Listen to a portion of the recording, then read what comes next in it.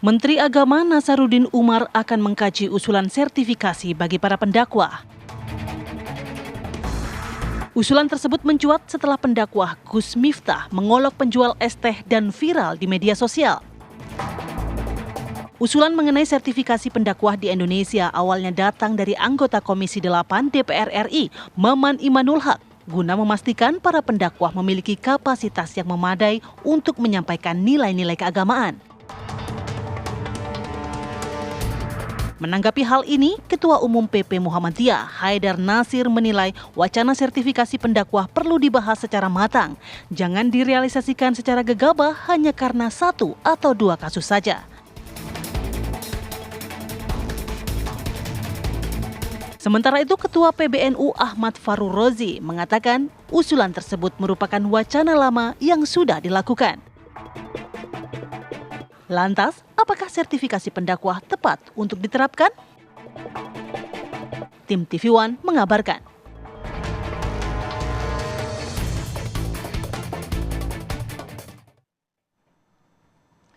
Ya, pertanyaannya sudah sejauh mana kajian dilakukan oleh Kementerian Agama terkait sertifikasi para ulama atau dai ini? Dan juga apa dampak jika kemudian sertifikasi ini diberlakukan? Bagaimana dengan mereka para pendakwah yang tidak memiliki sertifikasi? Jadi tidak bisa dakwah lagi dong kalau begitu. Nah, ini kita bahas pada pagi hari ini dengan sejumlah narasumber. Nanti akan bergabung bersama kami ada Bapak Kamarudin Amin selaku Dirjen Binmas Islam Kementerian Agama. Lalu kemudian ada Pak Amir Syah Tambunan selaku Sekjen MUI yang sudah bergabung melalui sambungan Zoom. Assalamualaikum.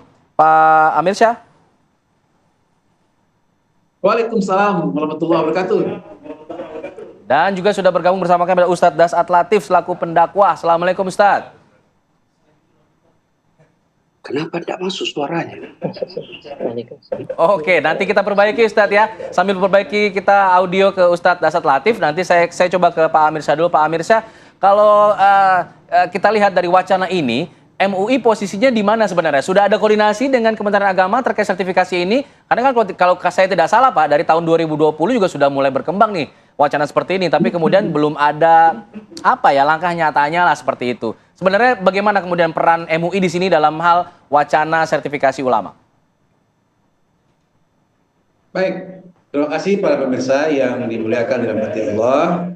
Pertama saya ingin mendudukkan sebuah diksi yang perlu dipahami oleh semua pihak. Pertama, apa yang disebut dengan bersertifikat. Bersertifikat itu artinya memiliki keterampilan atau pengetahuan khusus yang memenuhi standar kompetensi tertentu. Jadi yang kedua, sertifikat adalah akta dibuat sebagai bukti adanya suatu peristiwa tertentu yang fungsinya untuk mengkonfirmasi keikutsertaan seseorang dalam sebuah pelatihan. Dan yang ketiga adalah sertifikasi, ya. Sertifikasi adalah proses formal yang mengikuti kompetensi dan keahlian seseorang dalam bidang tertentu. Jadi ada perbedaan diksi dari dua itu tadi. Nah, sekarang yang keempat adalah standarisasi. Standarisasi adalah proses pengembangan dan penerapan standar atau pedoman yang digunakan untuk mencapai keselarasan.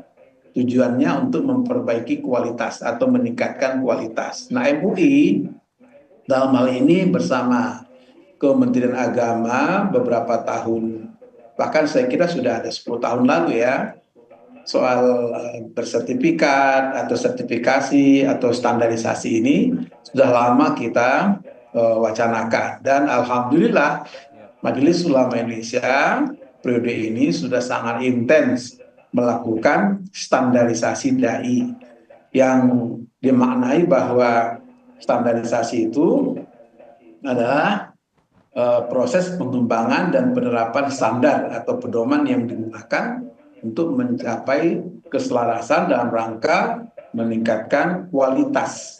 Baik. Ya, yaitu kualitas dai. Dan alhamdulillah MUI sudah 35 angkatan ya, termasuk Ustadz Dasat Latif salah satu diantaranya yang sudah mengikuti standarisasi ini.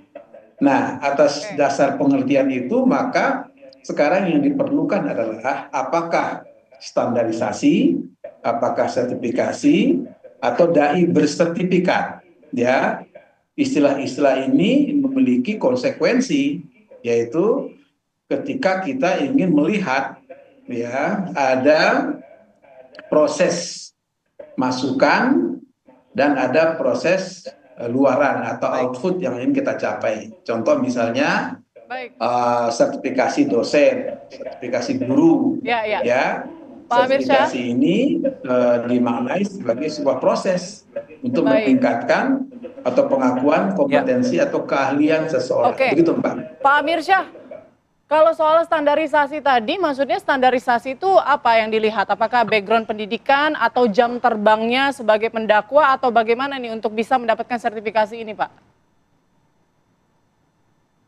Ya, jadi ada dua hal tadi ya, saya katakan ada masukan, ada luaran. Jadi mereka-mereka yang didaftarkan masuk sebagai masukan, keluarannya apa? Standar yang kita peroleh, yaitu standarnya itu harus standar yang memiliki kualifikasi, menguasai ilmu dasar, menguasai Al-Quran, hadis, bahasa, dan semua standar ini telah kita uji ya melalui pedoman-pedoman yang standarisasi. Sehingga apa? Sehingga mampu memperbaiki sekaligus meningkatkan kualitas.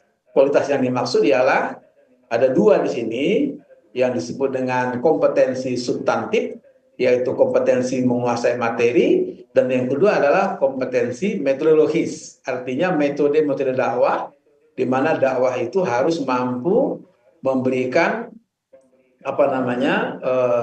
suasana kehidupan beragama yang semakin mencerdaskan ya dan mencerahkan kehidupan beragama. Jadi bukan sebaliknya yang kontraproduktif ketika misalnya kasus Gus Miftah yang hanya banyak candaan, tapi kompetensi substantifnya kurang memberikan didikan yang baik kepada masyarakat. Nah, jadi atas dasar itu maka sekarang pertanyaannya adalah yang kita perlukan standarisasi atau sertifikasi, karena ini dua kosakata yang berbeda ini. Ya, kalau sertifikasi, karena standarisasi tadi itu sudah memiliki dilakukan, konsekuensi sudah yang lebih dalam. 35 angkatan tadi ya.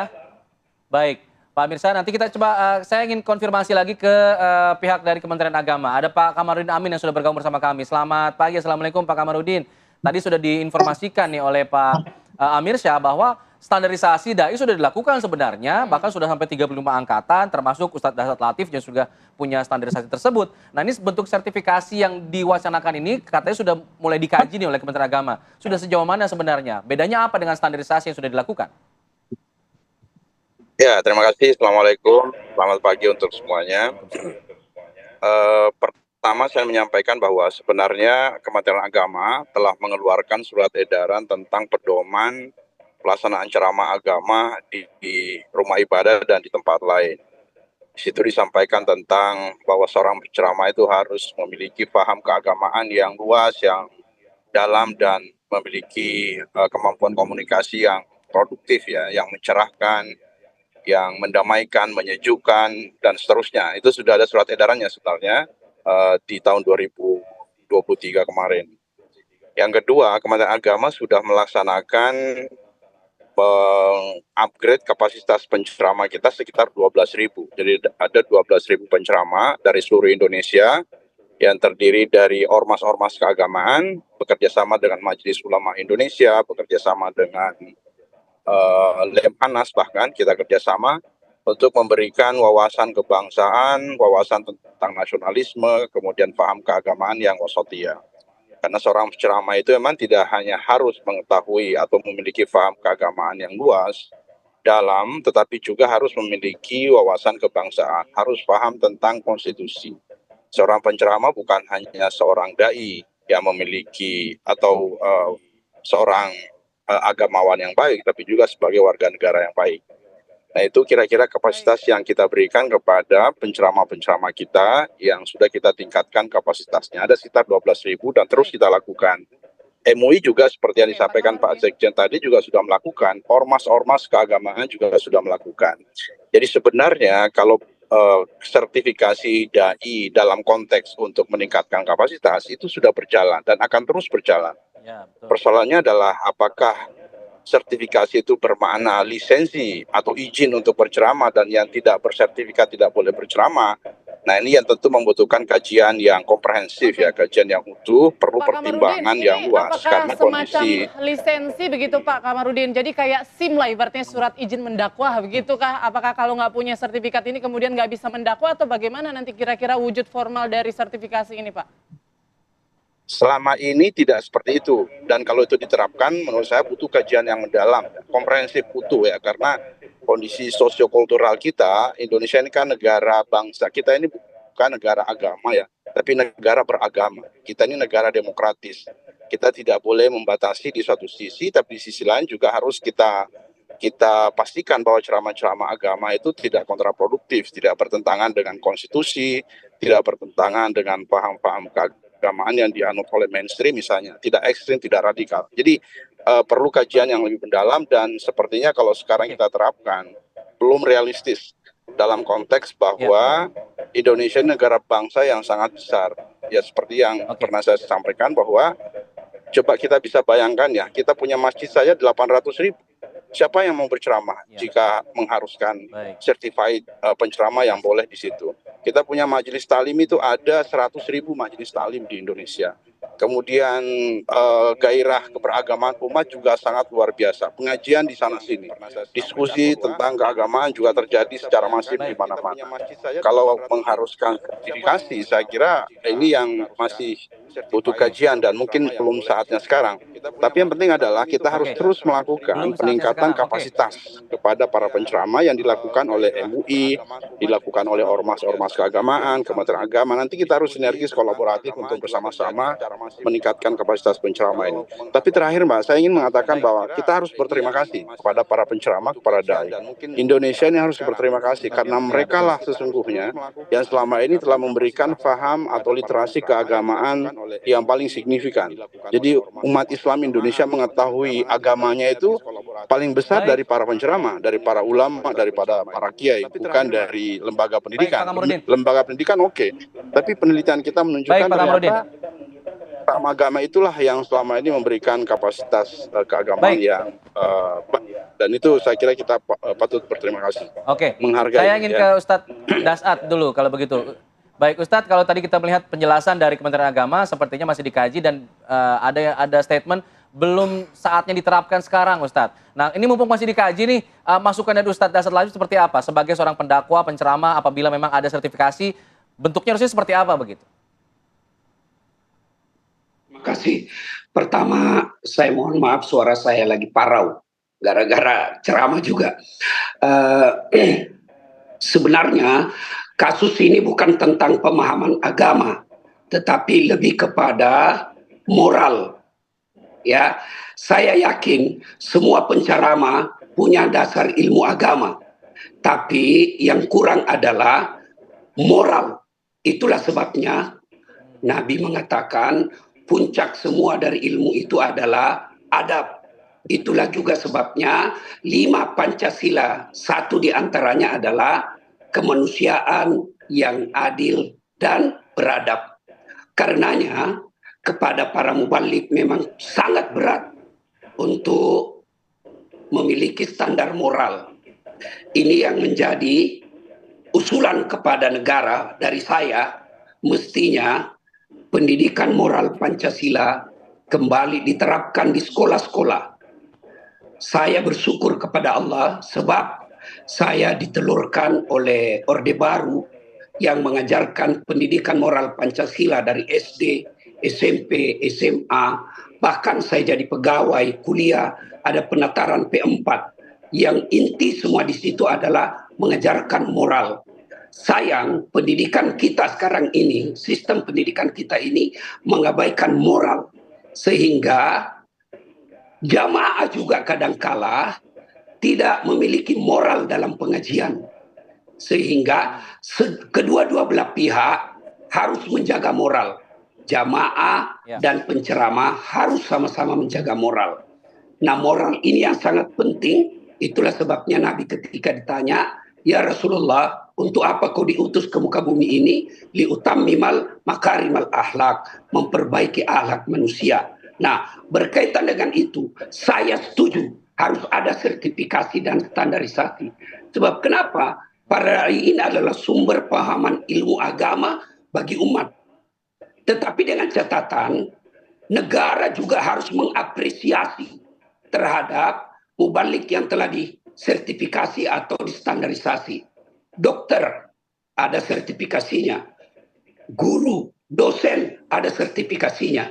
Tapi setelah mereka disertifikasi, ada apresiasi oleh negara. Saya sebagai dosen ada dikasih apresiasi tunjangan setelah lolos sertifikasi dosen.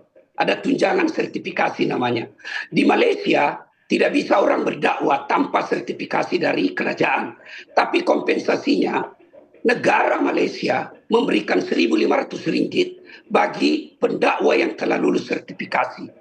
1.500 itu kalau dalam rupiah kurang lebih 5 juta. Kita tidak usah 5 juta, 200.000 lah per bulan, bukan nilai, tapi sikap apresiasi negara terhadap pendakwa.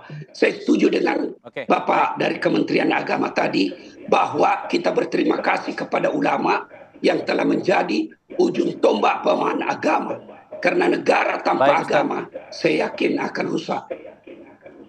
Betul. Baik Ustadz, tadi ada dua hal yang saya garis bawahi dari pernyataan Ustadz adalah setuju sertifikasi tapi harus ada apresiasinya, dan juga yang diperbaiki harusnya moral dulu yang kemudian menjadi hal utama. Nah, terkait moral ada juga masukan dari Waketum MUI Buya Anwar Abbas bahwa ini lebih baik kode etik yang dibentuk untuk para ulama. Ini seperti apa kemudian tanggapannya dari Kementerian Agama? Ustaz jeda, kita akan bahas di sini di Apa Kabar Indonesia Pagi.